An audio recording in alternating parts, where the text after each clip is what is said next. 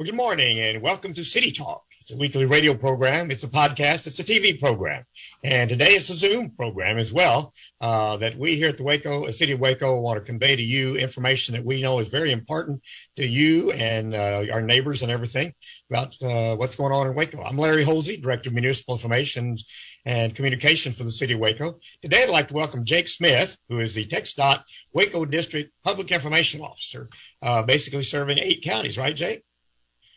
That's right, McLennan and the surrounding counties. There you go. Well, thanks again for joining us today because highways are really important, and we're going to get into the really exciting news that we're going to be able to talk about, the kind of the halfway time as it may be with the interstate project that's going on. But before we get into that, you guys at TxDot have been doing an amazing job as well, dealing with all the weather-related things that we had this past week from the 14th through the 20th and whatever. Tell us a little bit about what you've seen that, first of all, y'all staff has gone out there and done an amazing job of sanding and taking care of the safety issues. Talk about the weather that you all did last week.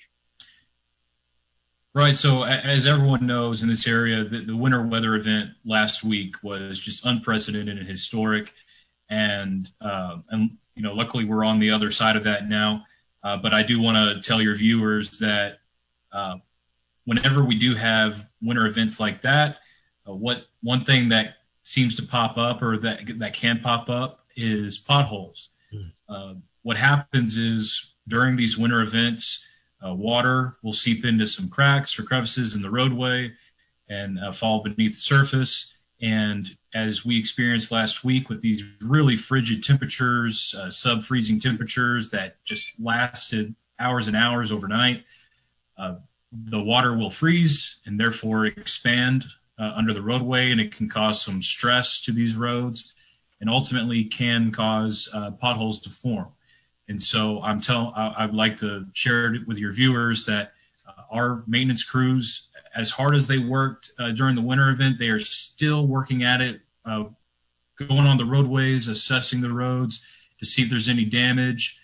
Right now, actively here in McLennan County, I know that there's some work being done on 84, Highway 6. So just be on the lookout for our maintenance crews as they continue to work even after the event to make sure the roads are treated and repaired as needed. And so be on the lookout for them and give them space to do their work and just pay extra attention when you're on the roadway. If you see a pothole, if you can safely change lanes, do so. But just pay extra attention over the next few weeks or months as you make your way for potholes. Yeah, I think very, very well stated the fact that those workers are out there risking their lives most of the time because they're working in areas where the traffic is going at 55, 60, 70, 80 miles an hour sometimes. And there are rules and laws that say you cannot go that fast in work zones and traffic zones, especially when you see the traffic cone and the directors and the flashing lights and all the things that are out there to try to protect those workers, trying to make those roadways safe and smooth as we may be. Now, you all, prior to the start of the freezing weather on probably back on February the 12th or whatever it was, you all use a brine solution rather than sand and things. Talk a little bit about that and how effective that is. And so because sometimes people don't understand what is brine and what is it supposed to do prior to? Sure. So brine is actually what's called pre-treatment, and brine is typically or primarily used before a winter event happens to come into an area. In other words, whenever the brine is going to be deployed or applied to roadways as a pre-treatment, and what it does is it helps prevent the precipitation falling on the roadway from adhering to that road. And what brine is essentially is just salt and water. And so that brine or that solution is applied to the roadway, and it can help with preventing that precipitation from adhering to the roadway. But whenever we get to as we saw last week, whenever we get to a certain temperature and these really frigid conditions, that's when we kind of dig deeper into the toolbox, and that's when de-icer or something like sand or salt or ice chat is deployed, and that will help with traction on the roadway. And so there's a lot of tools at our disposal But yeah, that brine solution is usually it's used during the course of an event, but primarily beforehand. Right. Now you cover an eight county area. So how would you say the McLennan County maybe fared as far as overall road conditions? I know because you deal with all the other highways, 684 and all those other ones that come in and out of Waco. How would you say that our travel conditions were as far as overall compared to your 8 counties that you've got? Well, the whole state of Texas certainly, in one way or another, had varying degrees of icy conditions and snowy conditions. Obviously, McLennan County, because of the interstate and the fact that there's a lot of bridges and overpasses here in the county, of course, it saw its fair share of icy conditions. Bridges and overpasses typically freeze first during these winter events. And so, yeah, McLennan County definitely was one of the counties that, I mean, we were deployed in every single county 24/7, certainly McLennan County as well. Well, and kudos to you guys and all the work that you did, because fortunately we did not have any major pileups like they had up in the Fort Worth and Metroplex area that were just devastating. That can happen. And of course, caution always goes out. Hopefully we're over the bad weather for this year, maybe comparatively, hopefully. But we hope that our drivers and truck drivers especially realize the fact that those roads are totally different when they're wet and when they're frozen and things. And slowing down is a key thing and trying to be courteous and friendly. Right. You know, we always say drive to conditions.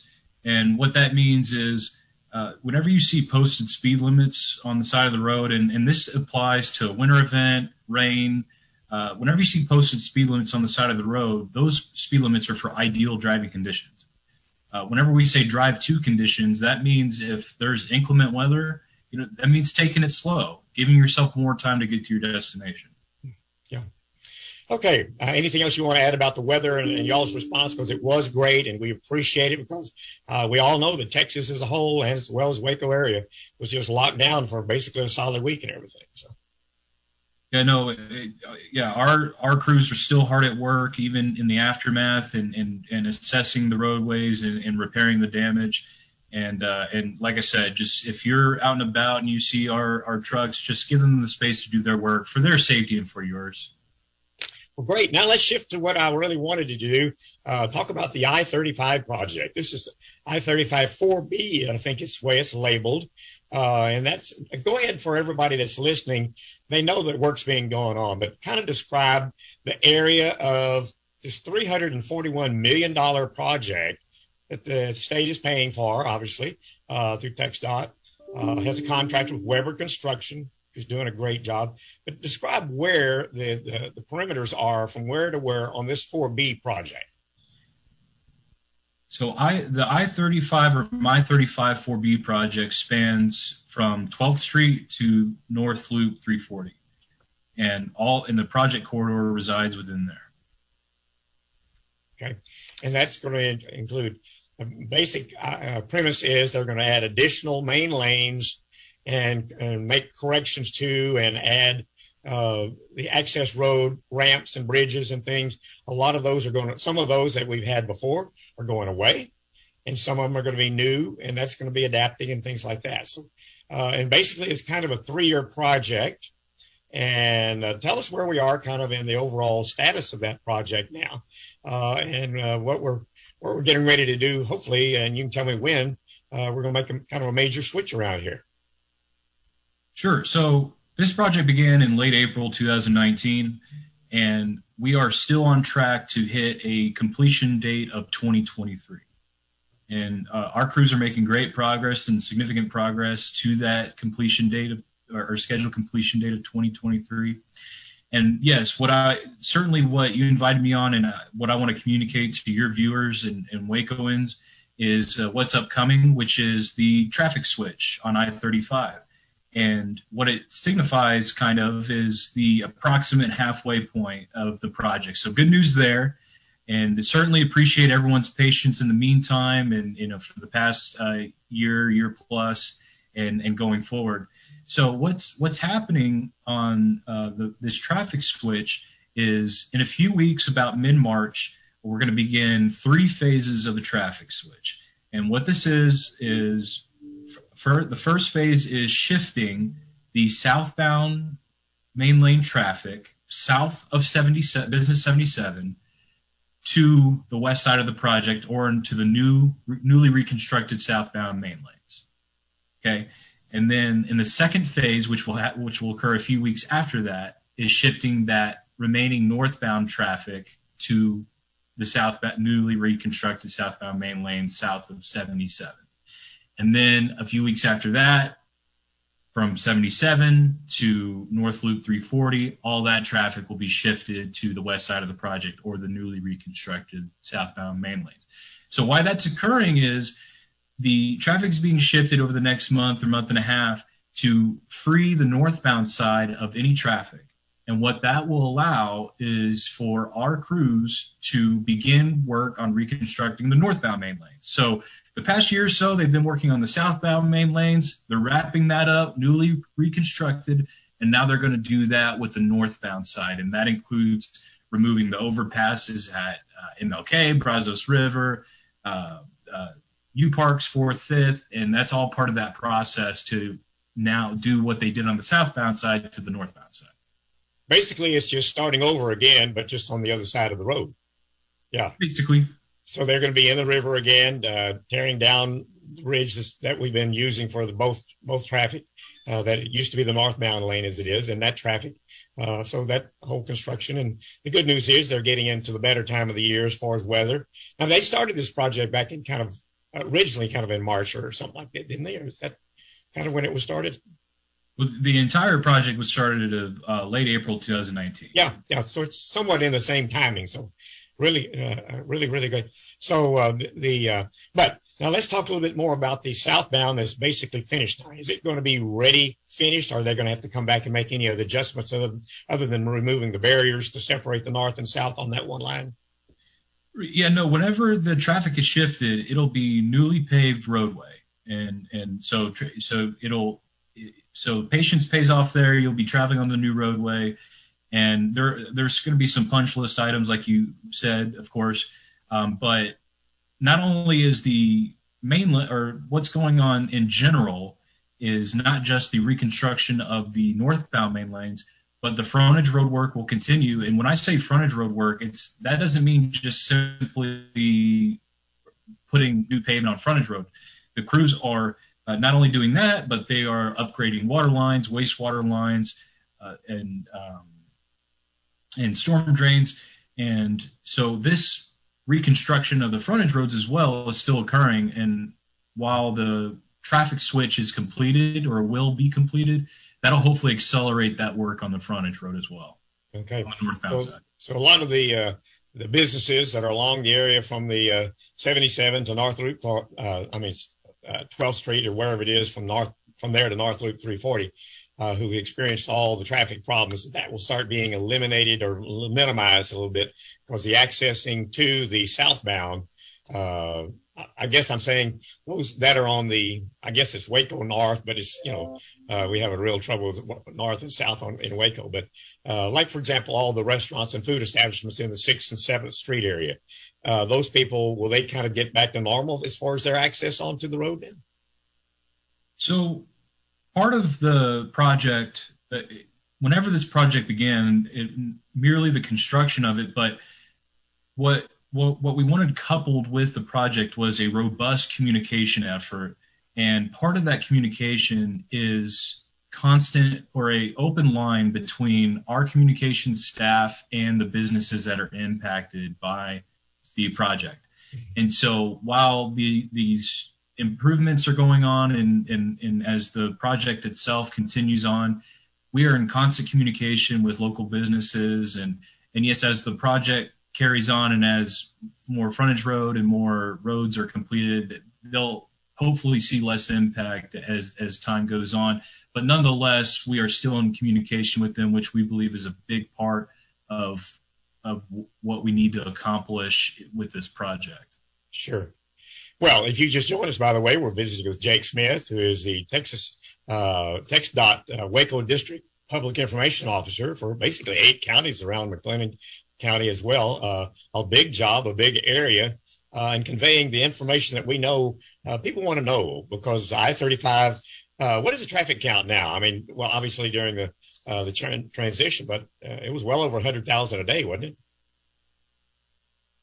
Yeah, no, I mean, that sounds right. I can't reference any specific numbers right now, Mm-hmm. but what I will say is I think you're hitting on an important point with I-35 and just how well, or how the high volume of traffic it is. Mm-hmm. And that's one of the reasons why this project is so critical to our area and really to the state of Texas. I-35 runs 1,500 miles from Mexico to Canada, or a little bit more than 1,500. A third of that interstate, I-35, resides here in our home state of Texas.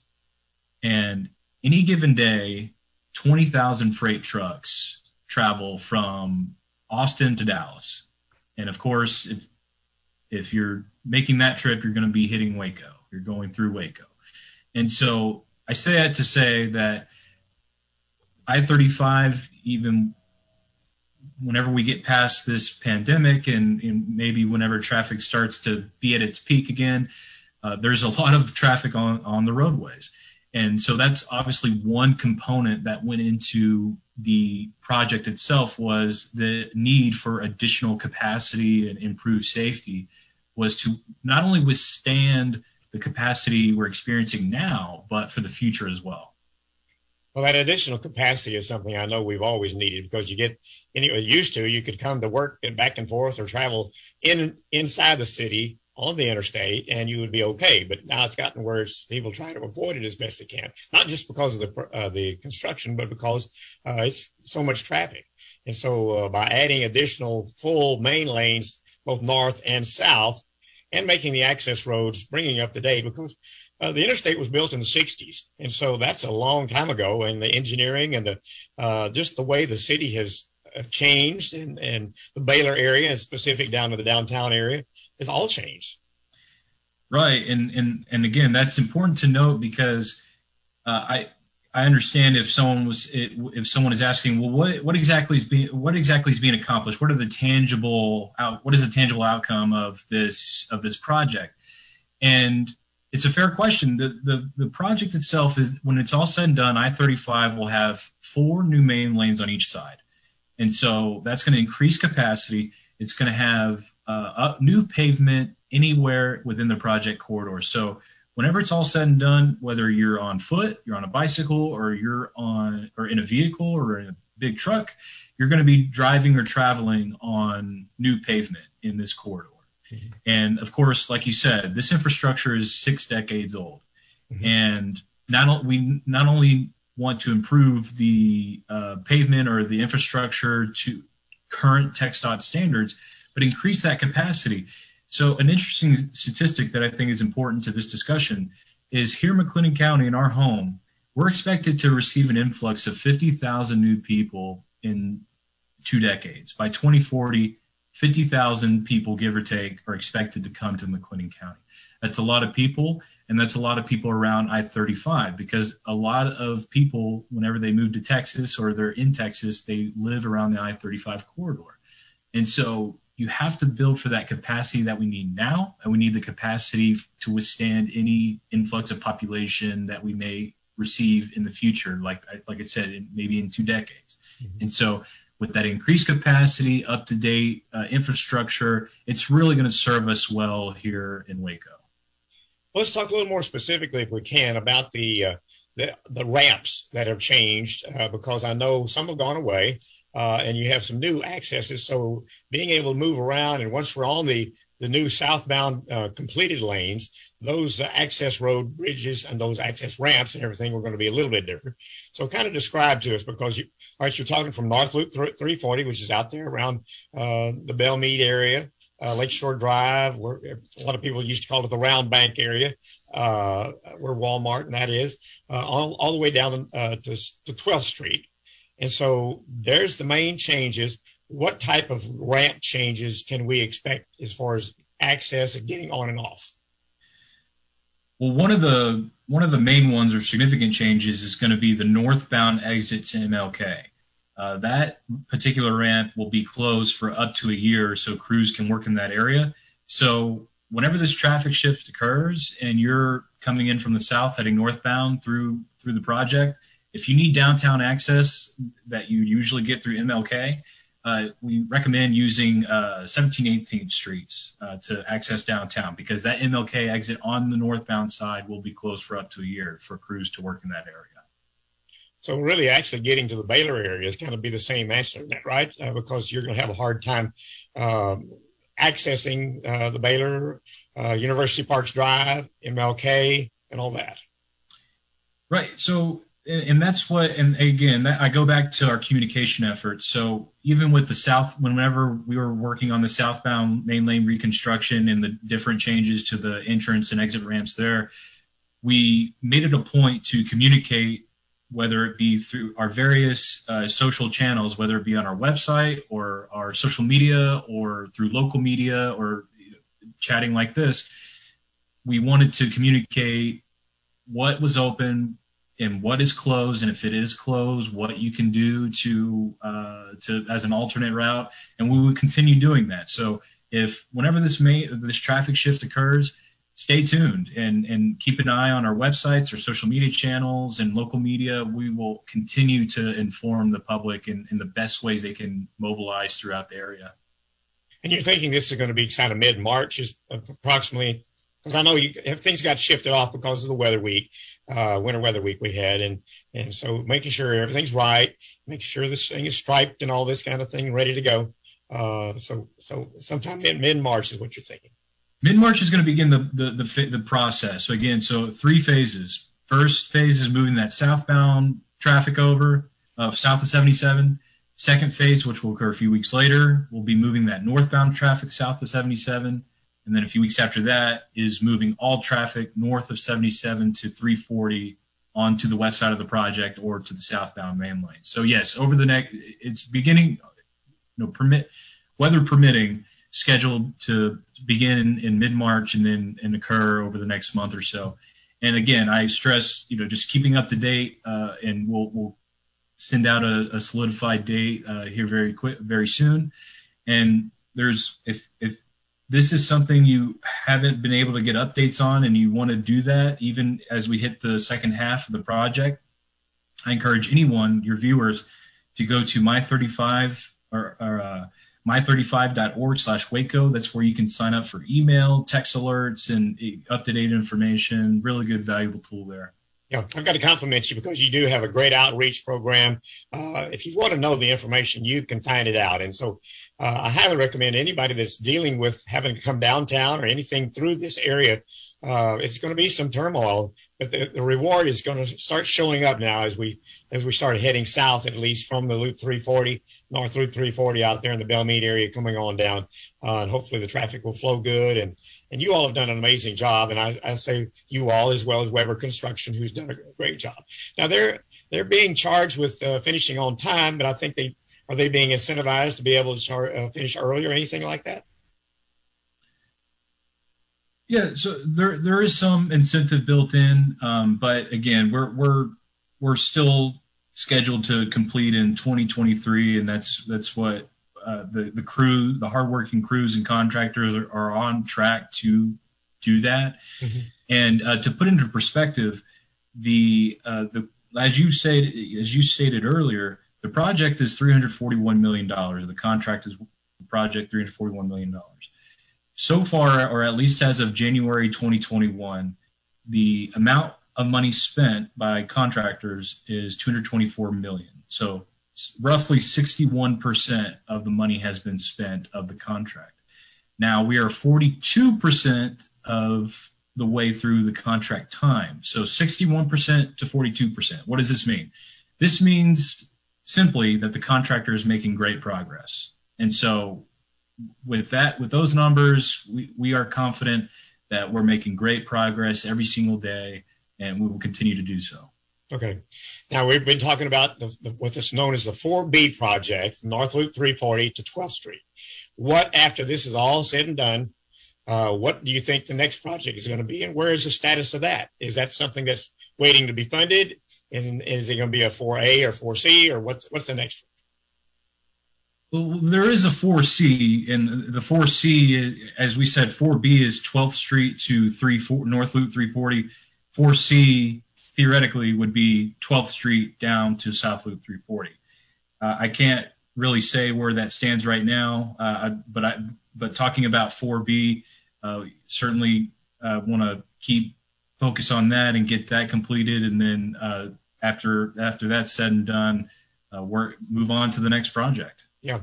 Well, it's exciting all the time. But of course, as we got to admit, when they get traffic in, if you've added additional lanes both sides, if it's not straight on through, it's going to be something in the future. Of course, there's so much happening out there in the area of the Central Texas Marketplace and all that exchange out in there. And that's the part we're talking about. There's older technology, older lanes, and older access out there that I'm sure will be done. Now, let's jump off of I-35 there anymore. I know a lot of people still are amazed that we still have a traffic circle the way we do, a really unique exchange of highways as they come in and out of Waco, 84, 77, virtually 31 and 7, and all those other ones come close to Waco and service and get people moving in other directions. Y'all did a major overhaul kind of on the traffic circle, 8 or 10 years ago, I guess, and it really is neat. You have any comment about traffic flow or any other highways in our system that's covered by TxDot that we need to know about? No, I'll keep. I guess I'll keep hammering the point that in terms of traffic flow, we want to keep the same message, and that's with safety. And regardless of what roadway you're on in any state or any roadway in the state of Texas, whether it be 35, 84, 77, or the FMs outside of our county, we want to stress the importance of driving safely. And that just means buckling up and putting away the cell phone, eliminating your distractions, and of course, making sure you have a plan. You can plan beforehand and head to what's called drivetexas.org. It'll give you a good idea of what you can what to expect on your road or on your commute or on your route, whether it be closure information or roadway conditions. And so we always want to stress the importance of safety and just all getting to where we need to go as safely as possible. Absolutely. And I'm glad you kind of brought that in, because that's one of my closing things we always need to make sure, because the workers are out there basically staking their lives in some situations, very close surroundings as it may be, trying to do the work it takes to, if nothing else, fix potholes and things like you talked about originally in the start of the show.